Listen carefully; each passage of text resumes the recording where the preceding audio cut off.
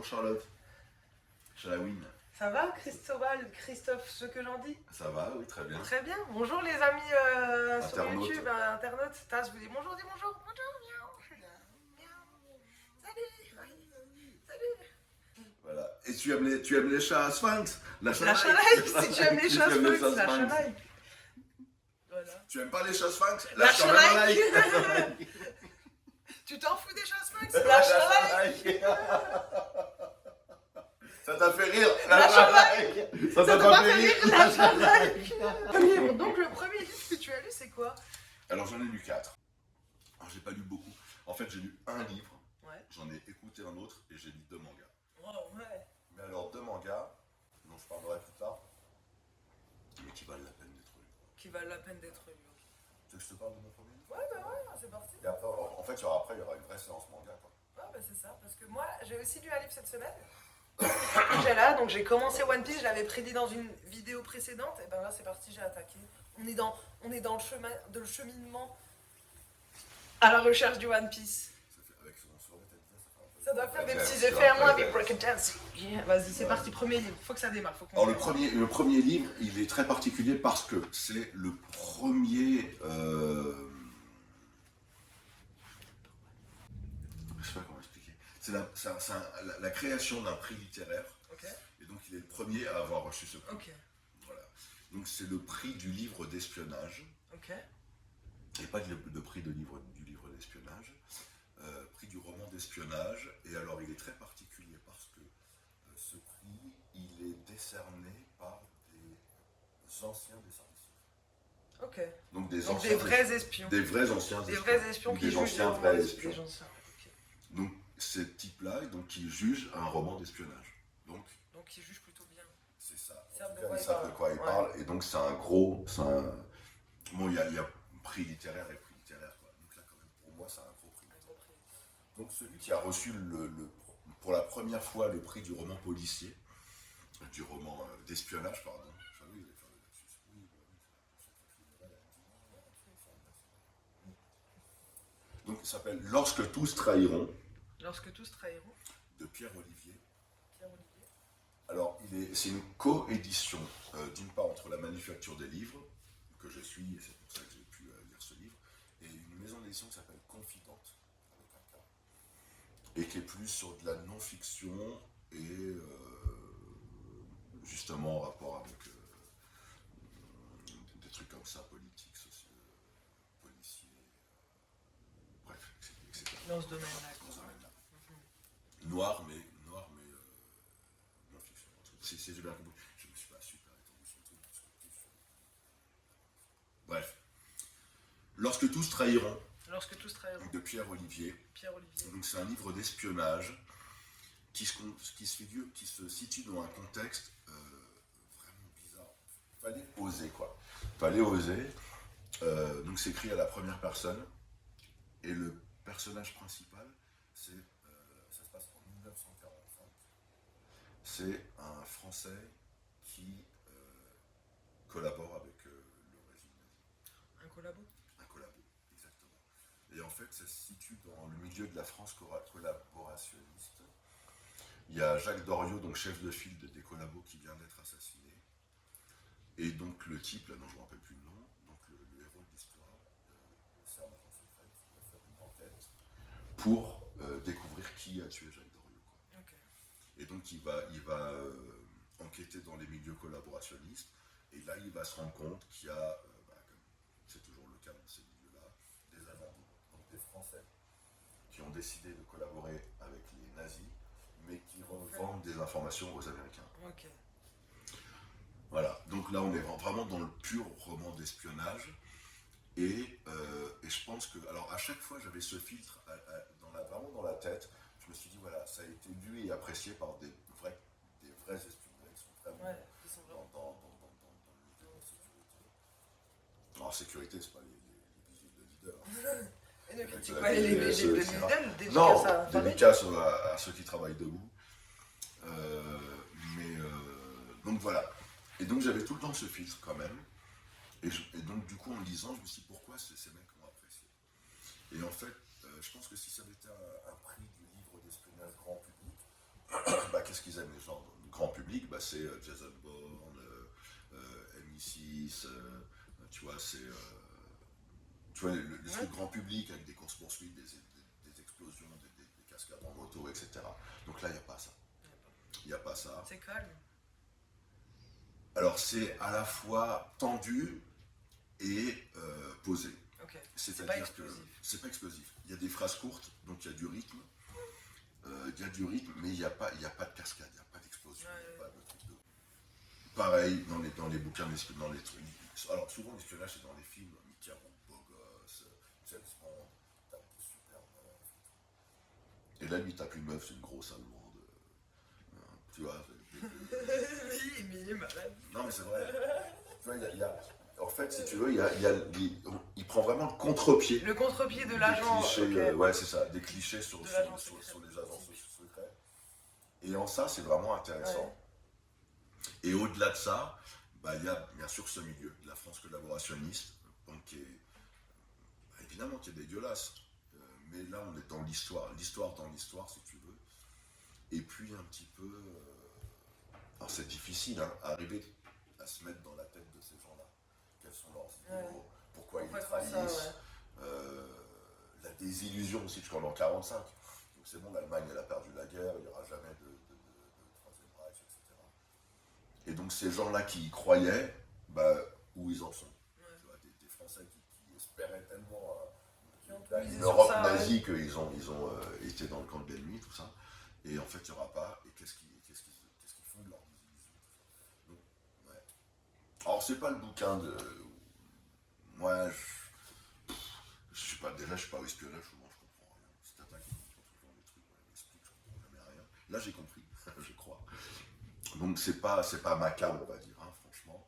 Mais je pense que les gens qui aiment les romans d'espionnage, qui fait ça parce qu'on est dans du vrai truc d'espionnage. Donc voilà, donc ça c'était Lorsque tous trahiront, Pierre-Olivier, La Manufacture des livres. Alors, c'est une nouveauté, il est sorti en octobre 2023. Ok. Donc voilà, je lui souhaite bien du À succès. tous les amateurs d'espionnage, vous pouvez donc vous pencher sur cet ouvrage qui vous plaira sans doute si vous êtes amateur d'espionnage. Non mais déjà tous les amateurs d'espionnage. Bah ouais. C'est forcément. Bah, c'était un petit récapitulatif sympathique histoire de mettre un petit peu de vie d'entrée dans cette vidéo. Lâche un like. Ensuite, j'ai écouté un livre Oui. dans ma voiture. Et là, franchement, depuis que j'ai pris l'habitude d'écouter des livres audio, bah, Ça t'apprécie faire ça.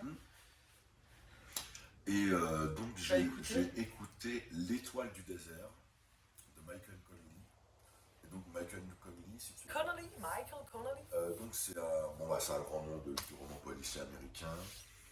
Il a une longue liste de bouquins avec le duo Ballard et Bosch. Ok. Donc, ce sont deux flics, une femme et un vieil homme. Et là, donc, Ballard a été nommé à la tête du bureau des affaires non résolues. Ok. Cold case. Voilà, exactement. Et Ballard, lui, qui a 70 balais, il a retraite depuis je sais pas combien de temps. Ballard, il a 70 balais. Non, c'est pas Ballard, c'est Bosch. Ah, Henri Bosch. Donc Ballard, c'est la meuf qui s'occupe du Ok. René Ballard. Bosch a 70 balais. Et ouais, Harry Bosch a dans les 70 balais, peut-être même plus, je ne me rappelle plus exactement, mais il réintègre, il intègre ce bureau des affaires non résolues sur la demande de Ballard en tant que bénévole. Ok. Donc ils sont plusieurs bénévoles, il n'y a que elle qui est assermentée, vraiment, voilà, c'est fou. Et donc ils ont que des cold cases à régler.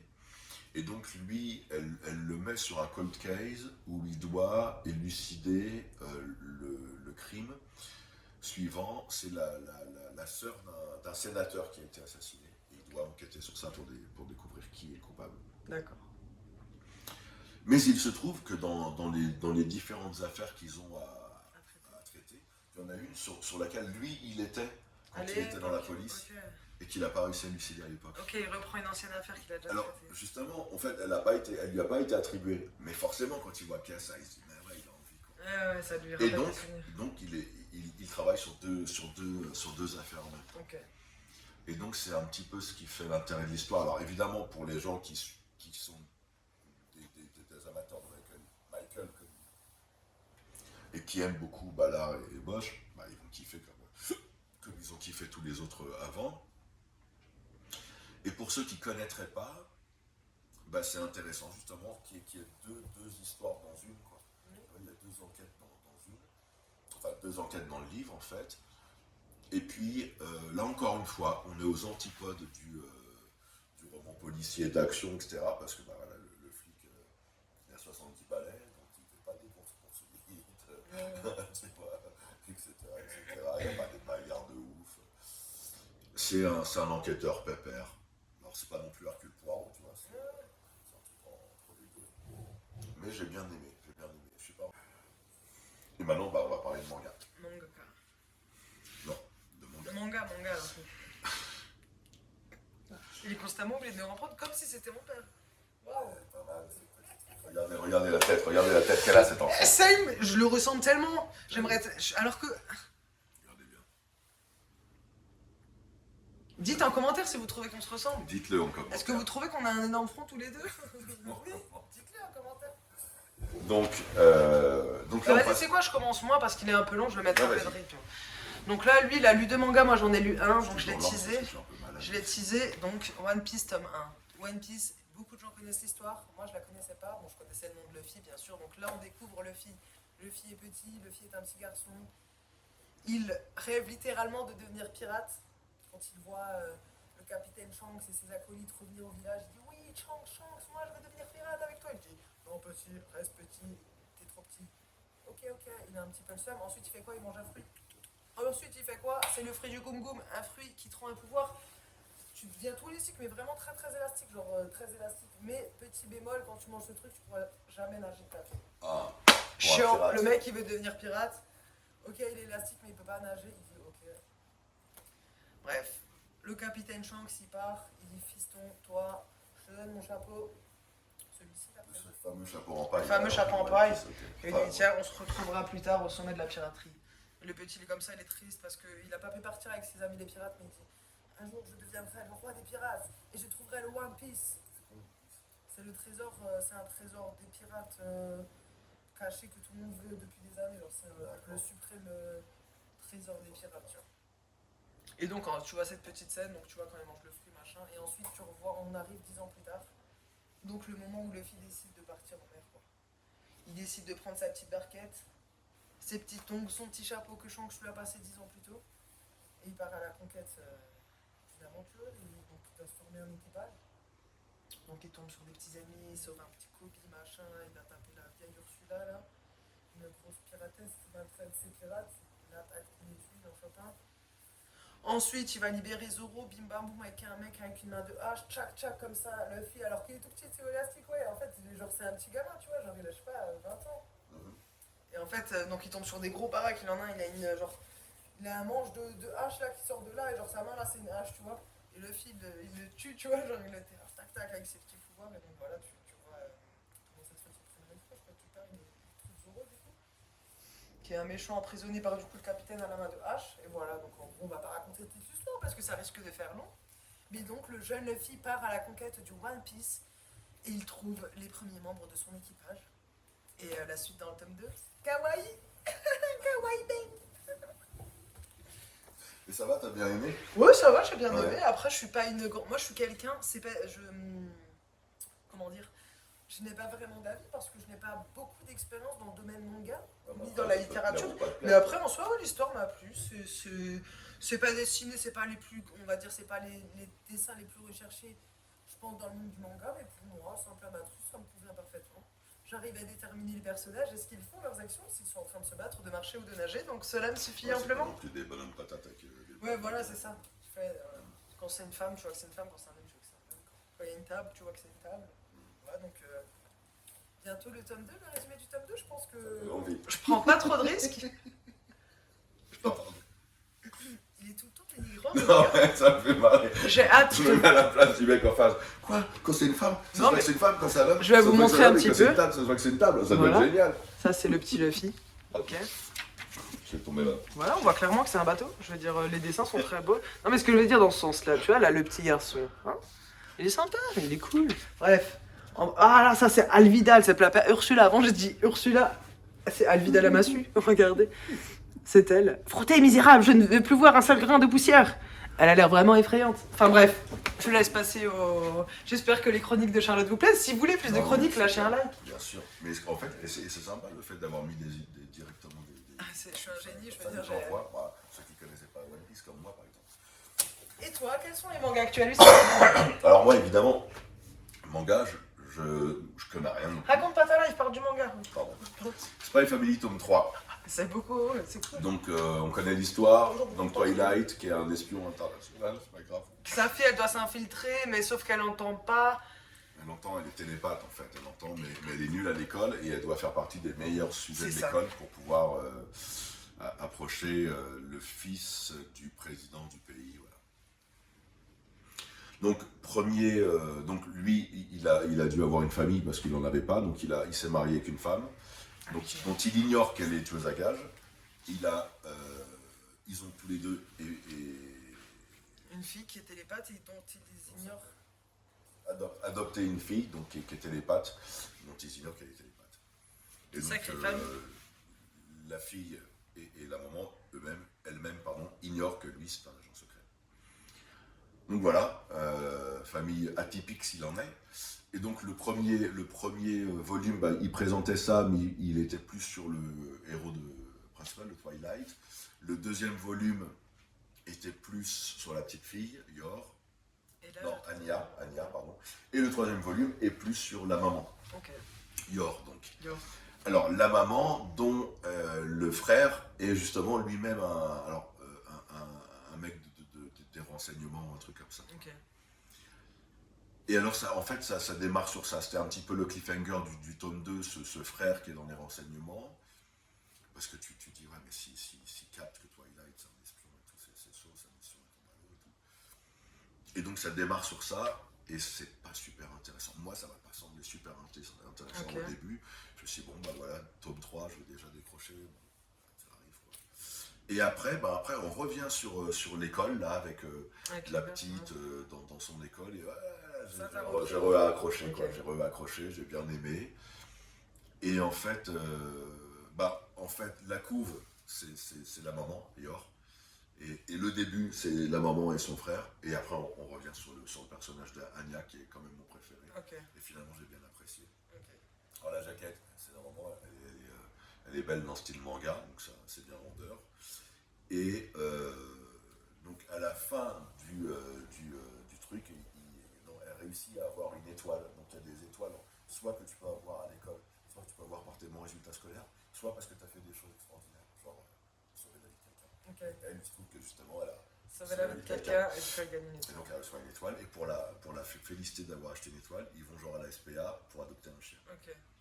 Et là, j'ai déjà reçu le tome 4, et sur la tome 4, le couple, c'est le Yinche. Et donc, voilà. Finalement, je suis en train de me laisser bien accrocher par cette série, que chaque fois, je trouve drôle. Donc, il y a déjà les valeurs familiales dont on est parlé, que j'aime bien. Et puis, c'est marrant. C'est marrant. Donc, j'aime bien. J'aime bien Spy Family. Je ne suis pas le seul, il y a plein de gens qui aiment bien Spy Family. Et donc, voilà, j'en fais partie. Après, le fait est que l'offre en manga, elle est juste immense. Et moi, j'avoue que je m'y perds un peu. Je me dis qu'a priori, je ne suis pas le public pour ce genre de truc. Pourquoi ? Spiritisme, violence, sexualité, les trucs qui ne m'intéressent pas du tout, sont souvent des ingrédients des mangas.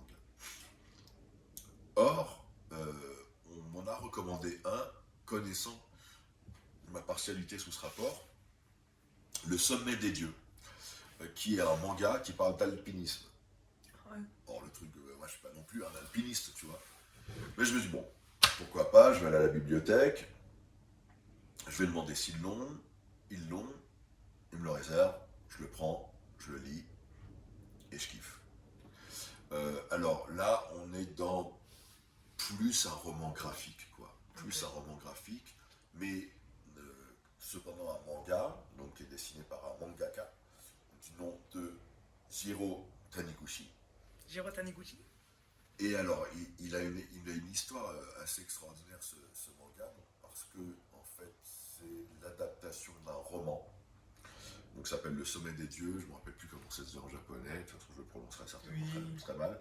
Donc, de Baku Yuremakura, en fait, qui a écrit ce roman, un roman fleuve qui parle d'alpinisme, qui s'appelle Le Sommet des Dieux, en japonais. Ce roman n'a jamais été traduit en français. Ok. Mais il y a une adaptation en manga qui a été faite justement par Hiro Taniguchi. En français. Et cette adaptation, non, en japonais, mais ce manga japonais a été traduit en français. Ok. Donc si tu veux, ce manga, en fait, c'est la seule version française du roman Ok. de Yuremakura. Bref, je sais pas, alors justement, ça par contre, c'est un truc un petit peu chelou, c'est que les personnages, c'est tous des japonais, et je trouve qu'ils n'avaient pas des têtes de japonais dans le... Dans le manga. Ouais, ça m'a un petit peu déstabilisé. Alors après, je sais pas, c'est peut-être moi qui manque de culture japonaise et qui n'ai pas remarqué que si, ils ont des têtes de japonais. Tu vois, je veux dire, victime des stéréotypes, etc. Oui. Voilà. Mais après, l'histoire est super bien, donc pour expliquer.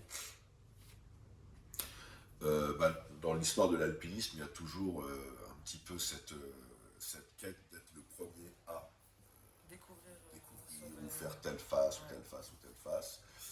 Et en fait, il y a une équipe donc, qui part à la conquête de l'Everest et qui meurt pendant l'expédition.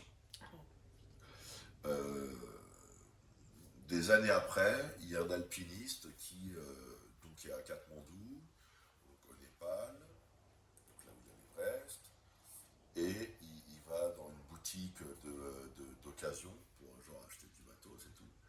Et là, il tombe sur un appareil photo. Et il se dit non, c'est pas vrai.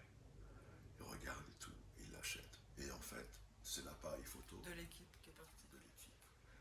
Et donc, dans cet appareil photo, suivant ce qu'il y a dedans, peut-être qu'en vrai, peut-être qu'ils sont morts après avoir atteint le sommet ou avant. S'ils sont morts avant, c'est pas eux qui l'ont atteint.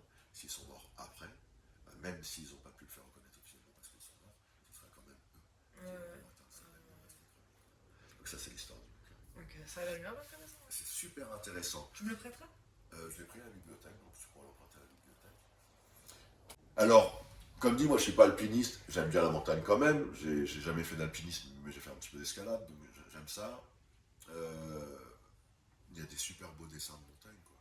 Et ça, c'est autant ce que j'avais aimé dans le bouquin dans Spy Family, c'est des fois tu as des détails d'architecture qui sont impressionnants. Même si je suis pas fan d'architecture, tu dois être capable de reconnaître quand c'est joli, sous ce rapport. Et là, tu as des dessins de montagne, c'est joli. Et c'est pas, je veux dire, c'est pas super simple à dessiner la montagne.